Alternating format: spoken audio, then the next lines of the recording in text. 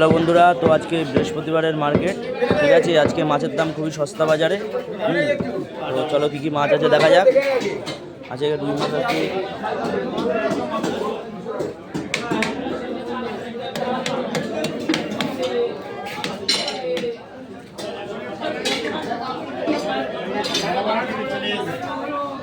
Hello ইলিশ কত? ইলিশ ইলিশ ইলিশ ইলিশ হলো বেশি না 140 টাকা করে। 140 টাকা কিলো ইলিশ। আচ্ছা, আচ্ছা আপনি নেবেন, আপনি 20 টাকা দাম দেবেন, ঠিক আছে? 120 টাকা করে দিতে হবে।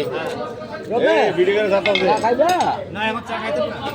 আচ্ছা 500 কত নেবা? 500 500 500 560 টাকা নেবো। 60 টাকা ভালো হবে। একদম গ্যারান্টি 20%। আচ্ছা ঠিক আছে, আসছি, পরে আসছি, ঘুরে আসছি। দেখি এদিকে কী আছে দেখি।